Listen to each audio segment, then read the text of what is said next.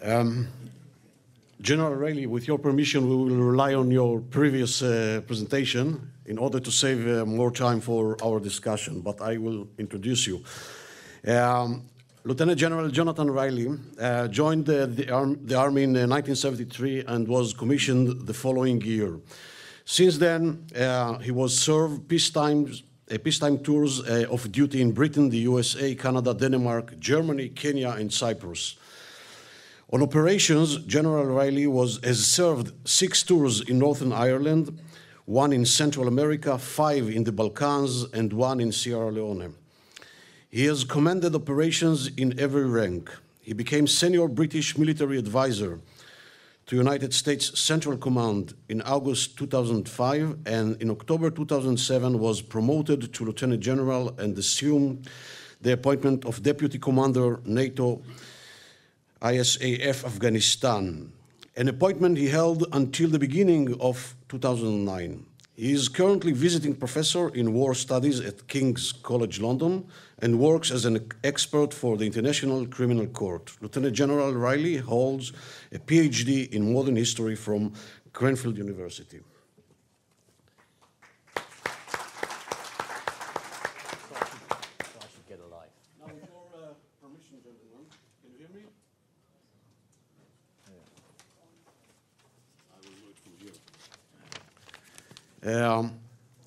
I would like to introduce some questions, and the first one that I would like to introduce relates to the encounter or the interfaces between the political directive of the political echelon and the essence of the military operation.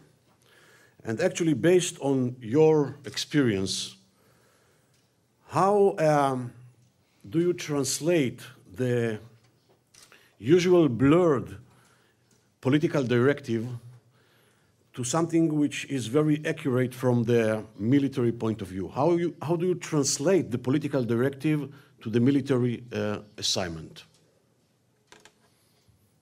Please, we'll begin with you, General Riley. Thanks. Well, again, I speak as a field commander and not somebody who served in the Defense Ministry. So by the time things got to me, there had already been a scrubbing of the political requirement. So there was generally some more clarity. The thing that I often wanted to know was the end state. I mean, where do you want me to be in 3 months, 6 months, 9 months, a year's time?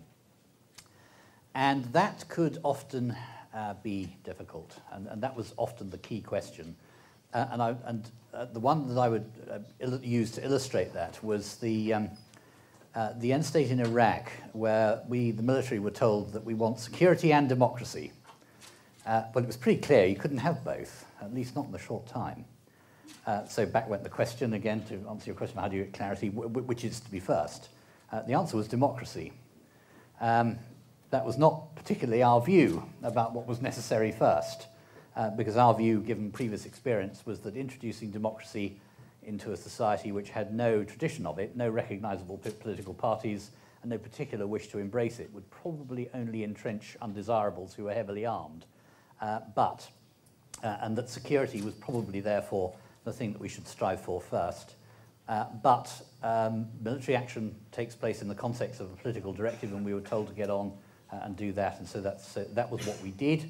How did we translate that? Well, we translated that into, first of all, making sure that the first elections were properly conducted, were secure, and we invested a very great deal of time and planning, wargaming, and lining up resources to make sure that did, making sure that there was a local security face on it, that the Iraqi police and army, immature as they were, took the lead with us in Overwatch. And then, having given them that experience and a bit of self-confidence, to then develop them so that the local institutions that had been put in place through that democratic process had the means to secure their own security, with the downstream intention that we would do what we said we had come to do, which was fix the local organizations and then leave. Does that help? Or not? Yeah. I'll give you my experience. Is this on or transmitting? Okay, I'll give you my experience from Operation Iraqi Freedom. I worked in the Air Operations Center for the Combined Forces Air Component Commander. We had several campaigns for that operation, but there was a Western campaign that was actually led by the air component. Normally the air component is a supporting commander, and the supported commander is the land component. But in Western Iraq for this campaign, the air component was the supported commander. And so myself and another colonel ran that operation for the air component commander.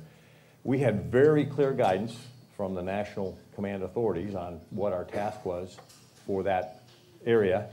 And then we were given the authority to create, strategy to task all the way down to the airmen, very specific lines that delineated what our mission would be.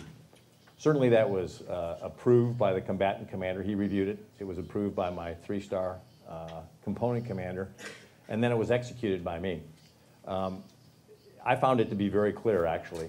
And then from my experience on the Joint Staff, if we didn't have the right clarity for a particular mission, we went back and sought it. So that's part of the role of the Joint Staff, is to go get the clarity from the national authorities, translate that to the combatant commander. He translates that down to his component commanders, and there's a very interactive process. And you succeeded in getting the clarity? Yeah, I would say we do. And if it's not there on the first try, you go back and get it again. And I would say that we have a transparent system where our chairman can go back on behalf of the combatant commander and get clear guidance and say, we have some questions, what's your intent on this? So it's a very, there's an iterative process between the combatant commanders, our president and his national security staff through the Joint Staff, and then that gets translated pretty clearly down to the combatant commanders, and then down to their component commanders, and down to folks like me. So the professional discourse between the commander and the political echelon was the tool for clarifying Yes. the political directive. Yes. Till the end. I mean, Yeah. it was clear. Yeah. Okay, so Yeah, it was pretty clear. We had a very good system for that. Can I just come in on that? Because you need to be clear that if there is a lack of clarity in this discussion between the senior military and the political, it's the senior military and the political that must resolve it. Once the senior military guy begins to cascade, then that lack of clarity must not be passed on downwards. What must be passed on down is clear orders that can be carried out and the resources to achieve them. okay, done. אצלנו בישראל זה עובד אחרת. המבנה הוא קצת שונה. אני עוד אדבר כ4 שנים כראש אגף המבצעים, יותר קל לי דווקא בממשקים בין הדרג המדיני לצבא. אצלנו אין את המדרגות, הקווים הם מאוד קצרים בסופו של דבר. יש ריאקציה של דו-שיח בסוף עם הדרג המדיני, שאתה די עוזר לו ודי מביא לו, כי לא אין גוף מטה כמו שיש לצבא. אחת הבעיות שלנו בהיבט הזה, שחסר לנו את הגופי הביניים. אנחנו לא מקבלים הנחיה, אלא אנחנו יוצרים אותה. אנחנו יוצרים אותה בהבנה מה הדרג המדיני רוצה. בשיח הזה עם הדרג המדיני, אנחנו מביאים לו הצעה. לפעמים הוא מהנהן עם הראש ככה, ולפעמים ככה. זאת אומרת, ואז יש איזשהו תהליך חוזר. כשאנחנו יושבים על ה... כשיש הנהונים זה בסדר, מה קורה אבל כשהראש לא זז? אז מביאים תוכנית אחרת. אבל יש לנו בסוף, הצבא יש לו משקל אדיר בקביעת היעדים, התכלית האסטרטגית, במצבי הסיום שהם בעצם מאוד משמעותיים. זה שונה קצת, יכול להיות שצריך פה עוד גוף באמצע. תודה. The second question refers to the seminal say of the British General Rupert Smith about winning the mind and the heart of the civilians, of the population in the arena. Now, understanding that actually the advantage used by the terror organizations is acting or operating from the population and using the civilian population as a human shield, based on your experience, what do you think are the right or the qualified strategies in order to disengage between the civilians and the terrorists themselves during the operation, if there is such an opportunity during the operation? We'll begin with you, Tal. טוב, הנושא הזה מורכב. זה בסופו של דבר, זה הלחימה של היום. כשאני מסתכל מה האתגרים של היום, זה בדיוק האתגרים. הסוג הזה של הלחימה, אם אני אפילו, ולא רק בישראל. מסתכל עכשיו בזמן נתון, אני יכול לספור לך 20 מקומות שכרגע מתנהלת לחימה די דומה, אם זה באפריקה, אם זה באוקראינה, אם זה בסוריה, אם זה במצרים, אם זה כמעט בכל מקום. זה הלחימה של היום. זה מול ארגונים סמי-צבאיים, סמי-מדינתיים, ארגוני טרור, שהאוכלוסייה האזרחית, בסופו של דבר, היא כלי מאוד משמעותי בכל האסטרטגיה שלהם. קשה להגיד עליהם שיוצרים אסטרטגיה, אבל... וההתמודדות היא... זאת אומרת, יש כלים מבצעיים לעשות את זה. אפשר, ואתה בסופו של דבר מציע, כמובן שהנושא של המטרות באותן מערכות הן קשות להשגה בהקשרים של שיש לך פה עוד דבר מעבר לפגיעה בארגון טרור, זה המניעת פגיעה בסופו של דבר. אבל האם אתה חושב שבמהלך המבצע עצמו יש איזושהי דרך או איזושהי אפשרות מעשית באמת לכבוש את התודעה ואת הלבבות של האוכלוסייה האזרחית, או להפריד אותה, לנתק אותה, או לפגוע בתמיכה שלה בארגוני הטרור? בזמן המבצע עצמו, האם זה אפשרי בכלל? אני טוען שאת רוב 90% זה מה שאתה עושה לפני. אני למשל, היה לי שיח קבוע, אחת ל3 חודשים, הייתי כל פעם מביא אוכלוסייה אחרת מעזה, פעם את המהנדסים, פעם את היזמים, פעם את זה, לנסות איתם לעשות את הדברים, לבנות את זה איתם. במהלך הלחימה, זה תמיד ייראה רע. התמונה, כמו שראינו, תמונה של כמה ילדים כאלה שעירומים ובוכים, שרצים, זה 1000 מילים לא יסבירו כזאת תמונה. שום דבר לא יכול להסביר את זה. כן, יש תקשורת. אגב, הכלי המרכזי בלחימה זה הארגונים הבינלאומיים. שאיתם אנחנו בתקשורת ואיתם אנחנו יוצרים בסופו של דבר את האפשרויות לתקשר עם האוכלוסייה בצורה הכי טובה. תודה. General Rail, please. Yeah, thanks. I think actually the phrase was coined by Frank Kitson some time ago, and he coined it about the campaign in Malaya, which was a campaign that we won. We won it because we'd taken a kicking in Palestine several years before. We came up against a very joined-up enemy who taught us a hard lesson, which we learned and took to that campaign. We then took it on to Northern Ireland, where I began my service, and we took it on badly early on, but again we learned quickly. And one of the things that we learned or relearned there was that winning hearts and minds is partly about persuasion, but it is also about coercion. It does have a coercive element. Now, anybody who's got small children knows that you induce good behavior both by reward and by coercion, and the same principle applies. And our enemies know that. They use coercion, no doubt about it, rather than as much as persuasion or more, in order to demand allegiance. And one of the means of separating their ability to coerce, and therefore their ability to gain the hearts and minds of the population, and our ability to do it in return, is by our physical presence and having enough physical presence. And that, in the context of an urban environment, is extremely challenging. Historical analysis tells us that you've got to have a security force presence that is pretty dense. 1 to 50 in terms of the population.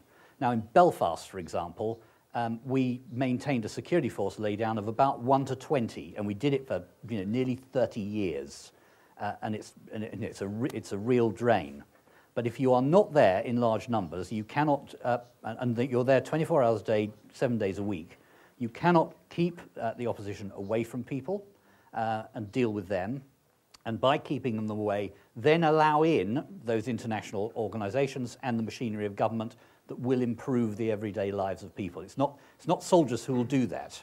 Soldiers create the conditions. And armies that set out to start doing reconstruction and all the rest of it have lost the plot. I'm sorry, that's not what you're there for. But this is something which is which has a sort of a presence in the military preparations toward such operations. I mean, it's something which is embedded in the consciousness of the commanders. Something that they have to prepare themselves in order to do it and to prepare the right mechanisms, the right principles, the right forces?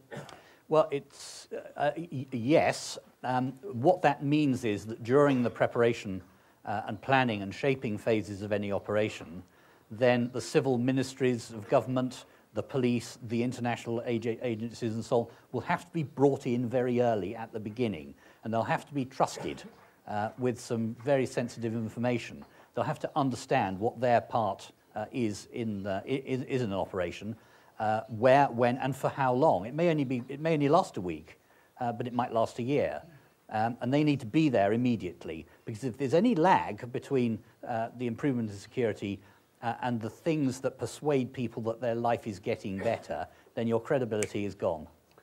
So, with this regard, General Franklin, I would like to add another small question and. To have your opinion in this regard, the idea of the essence or the nature of intelligence which is required in such operations, which is known as human terrain, okay, now in the American military jargon. What should be the nature of the required intelligence for achieving the goal of winning hearts and minds? I'll put it in the context that I had experience of when I was the commander of the Air Wing in Iraq at Balad Air Base, about 40 miles north of Baghdad.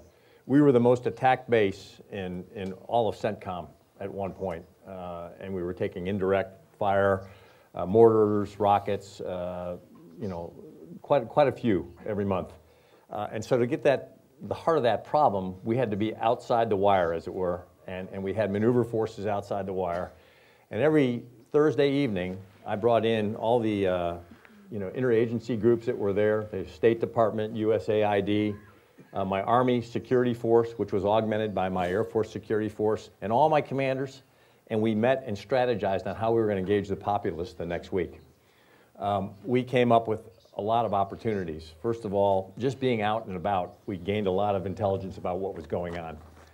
Small things. Patrol was going by the same house 3 days in a row, and they saw a woman who was gardening, and her knuckles were just bleeding.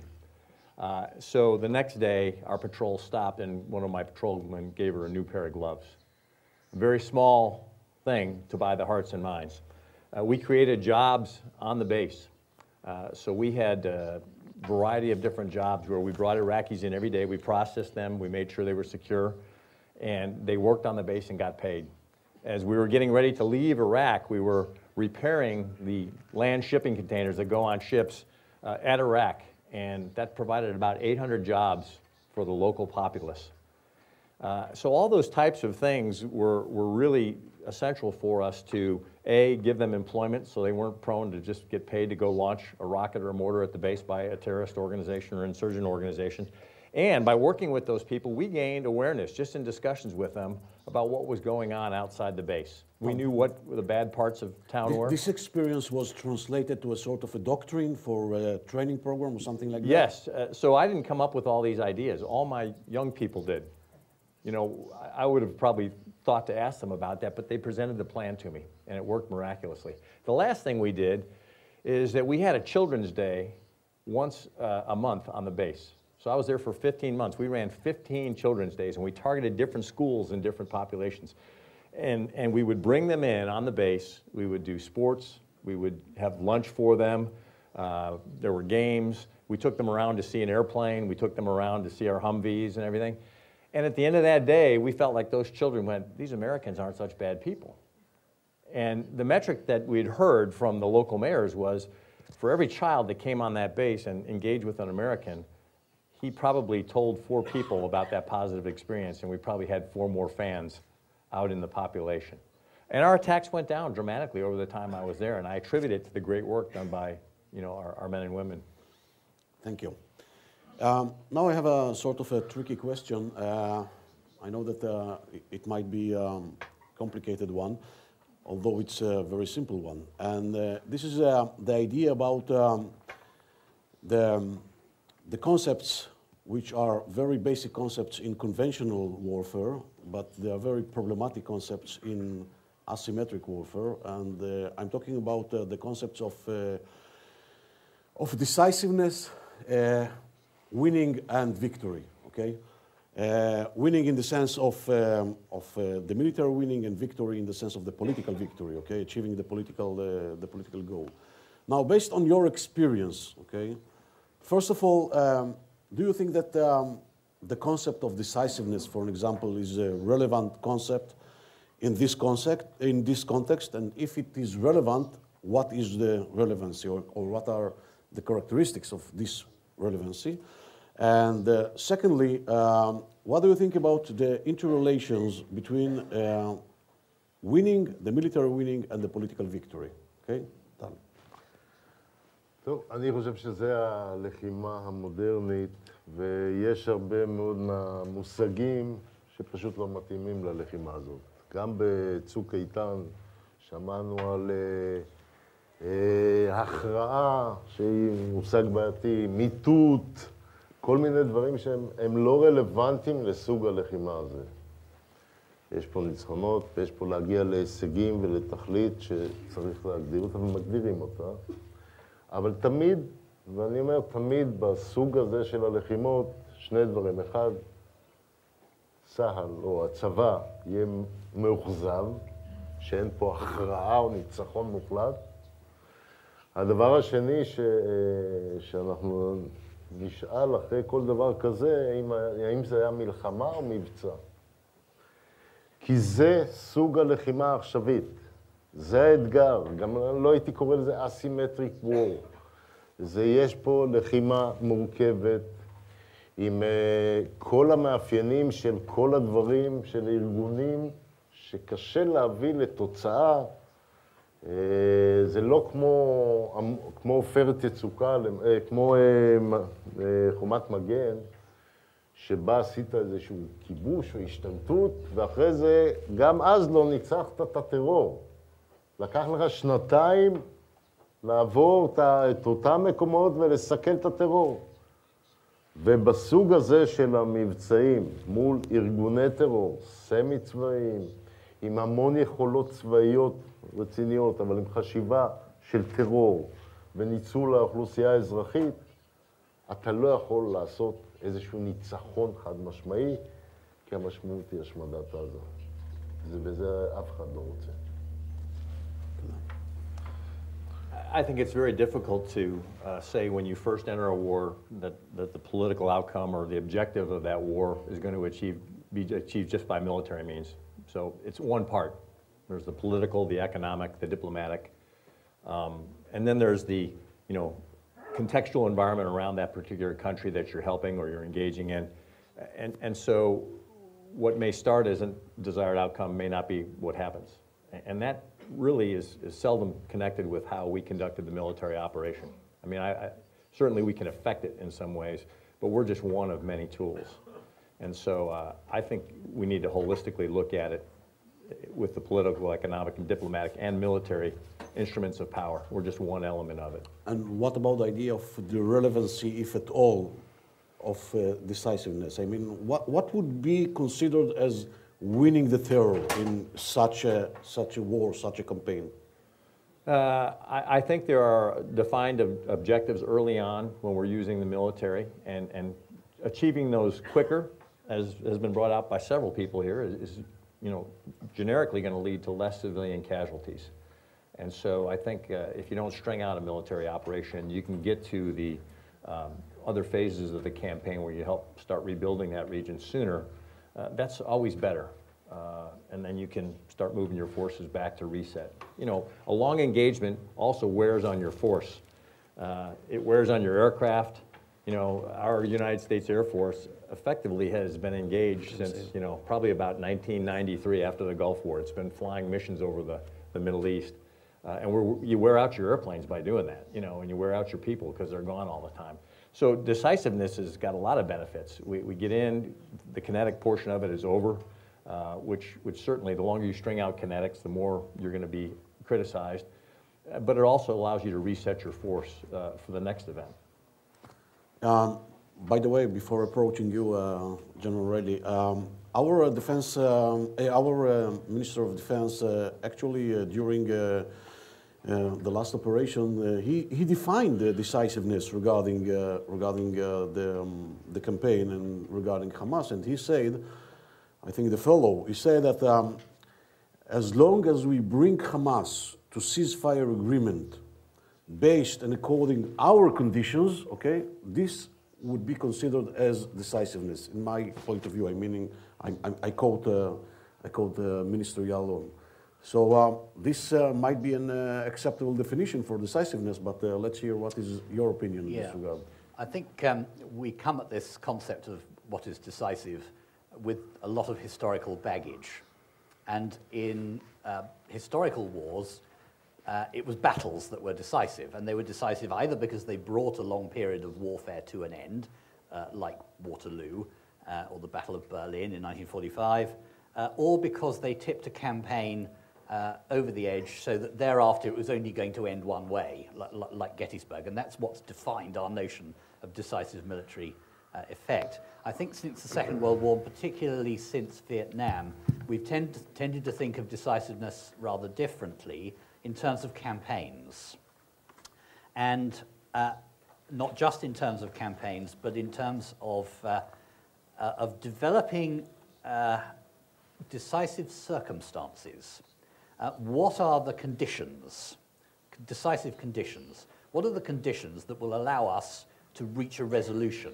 And reaching a resolution, perhaps in the way that your minister was inferring, it's to make the enemy come some way down the cursor to meet you coming that way, where you can reach an agreement. What is it, including force, that you can apply to the other side that will make them enter that discussion? Now, with an insurgency, you can begin to do that.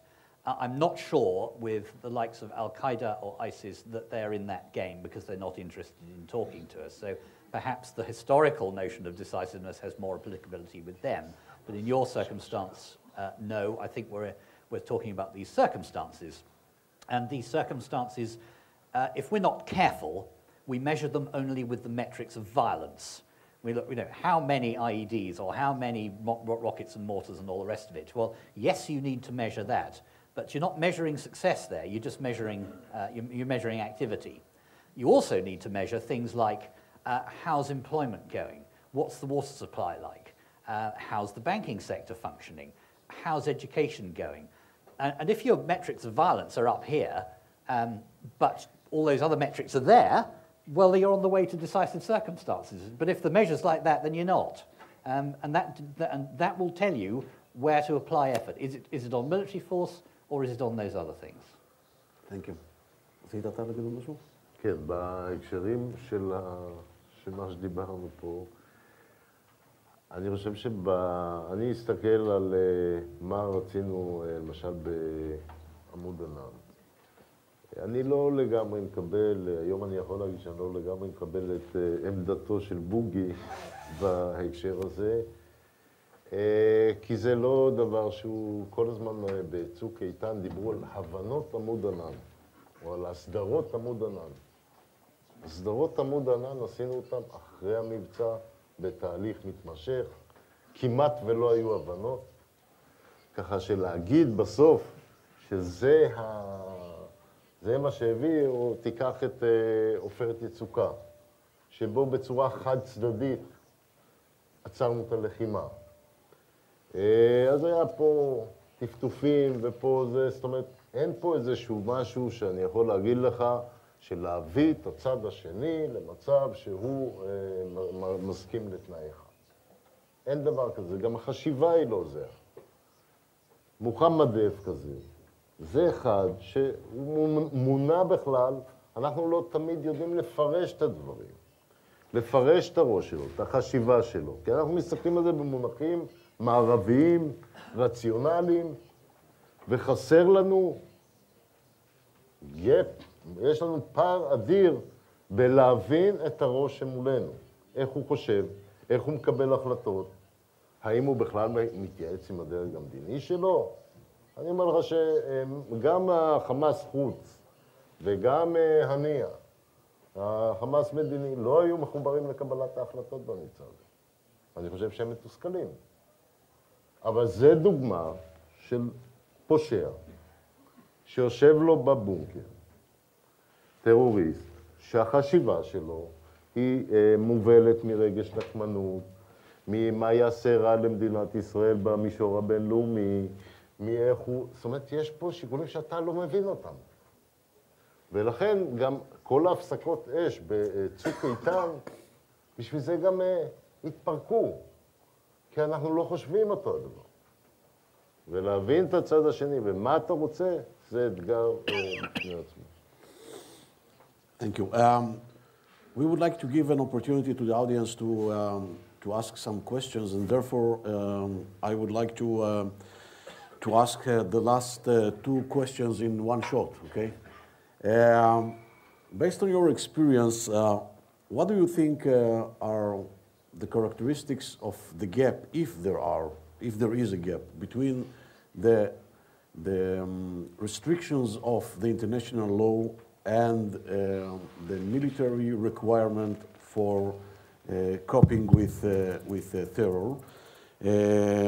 And the second question is about the role of the international organizations or NGOs or other civilian organizations during the military campaign itself. Do you think that there is a role, and if they have a role, what is the nature of this role, and how do you think that the coordination between the military and this organization should be done?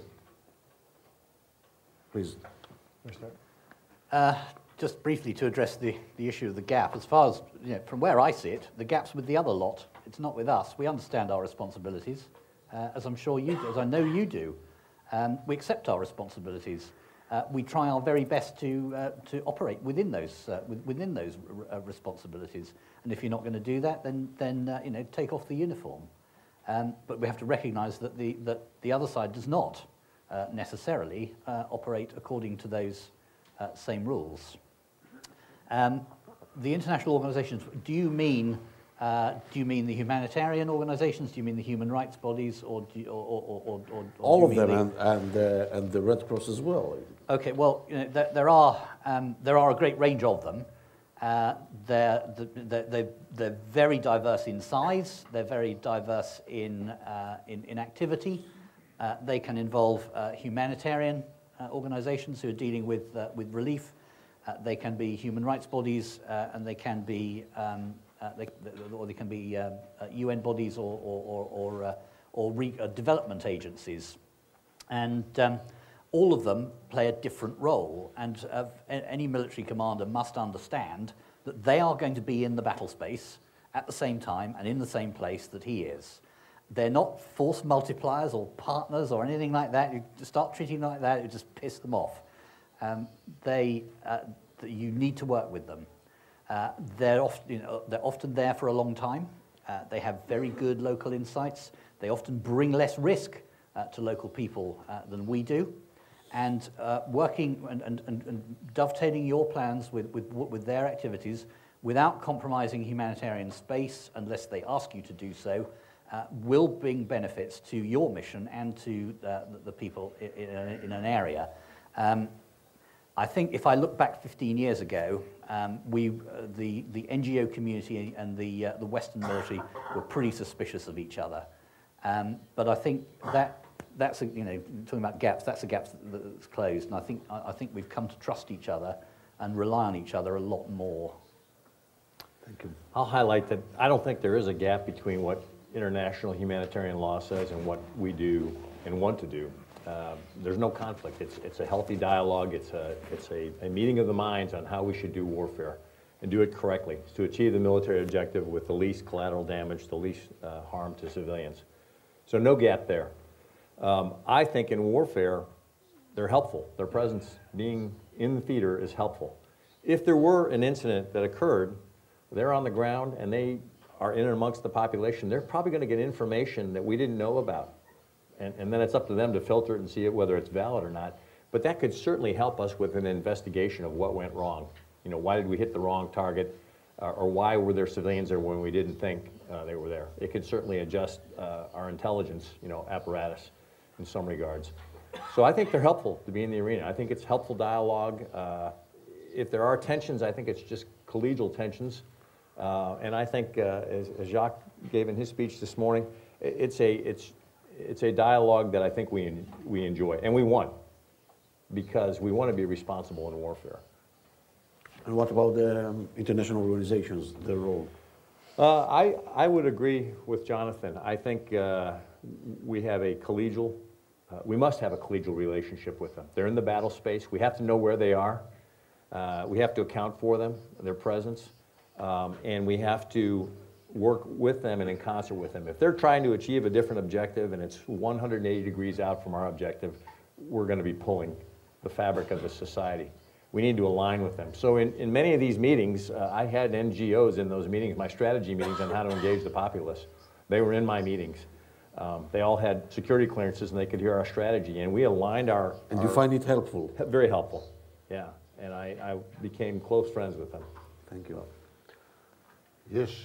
אני רואה פה שלושה דברים. אחד זה החוק הבינלאומי. יש פה את המומחים שאני בתור השתמשתי הרבה, גם אלי וגם פנינה, שעובדים איתך כל הזמן. ובאמת, אבל אתה תמיד מחמיר מהחוק הבינלאומי. אתה מחמיר בצורה דרמטית מהחוק הבינלאומי. הבעיה זה אחרת, היא לגיטימציה. לגיטימציה פנימית, לגיטימציה בינלאומית, זה הבעיה השנייה. והדבר השני זה פרופורציה. שתמיד זה יראה לא פרופורציונלי. שבסוף נהרגים בצד השני כמה מאות, ואצלך כמה בודדים. זה קשה להסביר את זה. אבל לא בגלל זה אנחנו נוריד מאיתנו כלים. אנחנו לא יכולים להרשות לעצמנו. זה לפי הסדר ההפוך. הבעיות שלנו, לא דווקא החוק הבינלאומי. ולגבי מקומם של ארגונים בינלאומיים וארגוני זכויות אדם או ארגונים הומניטריים? יש ארגונים שהם מדהימים, פשוט מדהימים. אני לא אנקוב פה בשמות, כי ממש, ויש ארגונים שהם בשם ארגוני טרור חלקם. אבל הארגונים הרציניים זה פשוט מדהים. הם עושים עבודה ואנחנו עובדים... הם חלק ממרכיב הכוח שלך, בשיקולים שלך כמפקד? בהחלט, בהחלט. גם בתכנון, גם במהלך הלחימה. טוב, יש לנו עוד 10 דקות ברוטו לשאלות מהקהל, אז אנחנו נאסוף 2 או 3 שאלות ונפנה אותן לדוברים. אז בבקשה, אם יש... אני אעמוד כדי לראות טוב יותר. בבקשה. I'm asking if the new consideration regarded to the ISIS strategy of violence, public violence by interference policy, if there is a new thinking of how to deal with that terrorist organizations. כן, אנחנו נאסוף עוד שאלה אחת או 2, בבקשה, כן? לא? Okay. Sorry. You spoke at the beginning about the distant... Sorry. You spoke earlier about the distance... Sorry. You spoke earlier about the distance in interpretations between the politicians and the commanders in the field. Here's how this changes or is affected by the physical distance, say, between a local fighting in, say, Gaza and Northern Ireland versus in Iraq, where the politicians are not familiar with the area at all. And the third one? I have some difficult question to our distinguished guests, and I'm sorry for the difficult question. Both of you served in other countries. You didn't defend the people of your country. You defended different people in Falkland, people in Iraq, people in Afghanistan. I have a question. From a school, and you know that it's a school, a UFO brings you photographs that there is shelling of rockets, and you know that your family or other Israelis are being killed. What should you do? You see it's a school, maybe a hospital, and you see for 100% that it's being used to shell your country. What would you do? Thank you. I suggest that we will begin with the last question. Okay.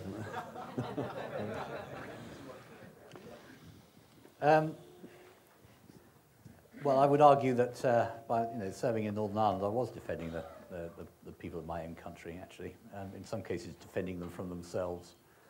I know where you're coming from, and I saw this in the Balkan War, where I was defending a Bosnian enclave. There were Serb soldiers in positions outside who were looking down on their old homes and seeing them taken out by somebody else. And it caused them, it enraged them, and it caused them to do things that they should not have done, including shooting school children and so forth, with everything else that followed. And I understand the emotions that apply. But the law's the law, and the law's for everybody. It's not for everybody except you. And in such a situation, you must do the right thing, and the right thing is never the easy thing. So the military commander will take the action that's required within the bounds of international law. If he doesn't, then he'll end up in The Hague with me working for the prosecution. Do you want me to take the second to last question? No, the last one first. The last one first? Okay. Certainly, if the enemy is using a school, that's a target. But then how you target it is the next question. If they're using a school to launch rockets from, how do I target it? Do I go in there with special forces? Is there an option for me to defend and just catch those missiles? I know Iron Dome is not perfect, but it's pretty good. So if I have the option, if the collateral damage is going to be too high and I can just defend those attacks and block them, that's an option for me as well. If I can't block them and I'm going to lose lives, I've got to use the lowest collateral damage option to go in and stop it. And that might be special forces on the ground. That could be a bomb with a delayed fuse, that's got a low explosive weight. It could be a strafe pass from a fighter, So it is a very difficult problem set that the enemy puts you in when they do that. But it is a valid military target. The question is, do you attack it, and if so, how do you attack it? אני אתייחס לשאלה הזאת, למרות שזה הופנה למקומות אחרים, כי גם אצלנו, אני טוען שכיפת ברזל חסכה המוני הרוגים אזרחים פלסטינים.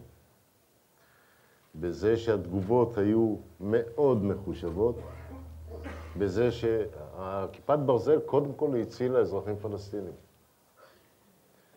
צריך להבין את המשמעות. עכשיו בית ספר, יש בתי ספר בעזה שאתה צריך לכבוש את כל עזה בשביל להגיע לשם. הבעיה הייתה יותר, גם באותם מקומות שנפגעו, זה היה יותר כאיום על הכוחות שתמרנו, שהתגובה שלהם, גם אין להם את הכיפה ברזל כלשהי, וגם הם מנסים לפגוע מיידית בלי שליטה, כמו שיש לך, שאתה שולט באש. לכן התמרון הוא הרבה יותר אגרסיבי. ושיורד עכשיו על גדוד, מרגמות, הם יורים אוטומטית לאיכון בשביל לעצור את זה, למנוע נפגעים של אותו גדוד. לא תמיד הם מצליחים לקלוט, הם ברוב המקרים קולטים שזה בית ספר, ואז הם עוצרים, מנסים להעביר משהו אווירי, אבל לא תמיד הם מצליחים להגיע לרזולוציה הזאת. וזה בעיה.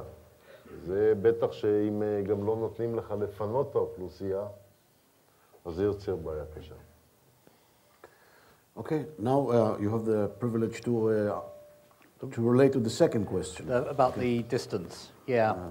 There is definitely a tendency for people 5,000 miles away to believe they know more about local conditions than those on the ground. There certainly is. And it has to be pushed back.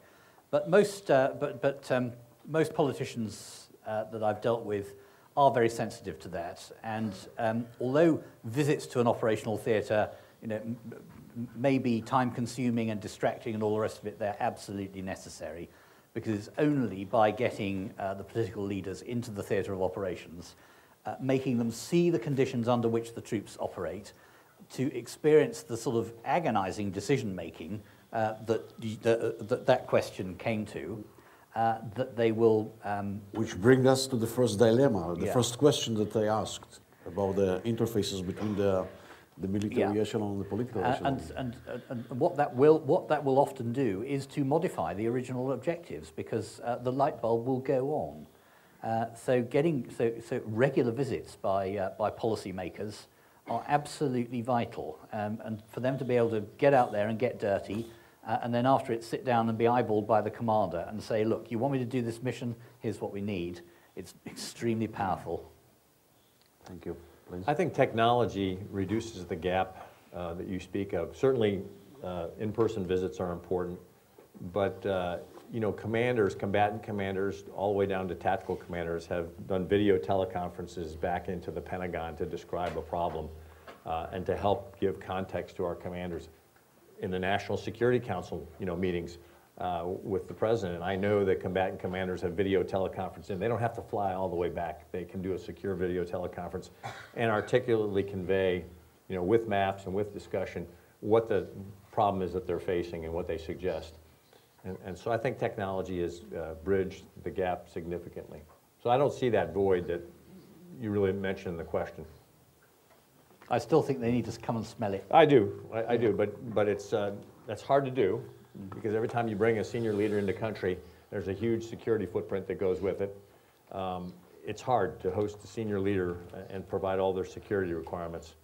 But technology really helps with that. אתה רוצה מילה ציון, טל? לא, זה המלחמה. אני חושב שדווקא המפגש הזה עם הארגונים ובתחומים השונים, זה האתגרים של המלחמה העכשווית, לא רק פה, אני חושב שבכל העולם, ואיתה אנחנו נצטרך להתאים ולהתמודד בצורה הטובה ביותר, כי זה המלחמה העכשווית. Okay, I would like to thank our distinguished participants for their presentations and participation this time.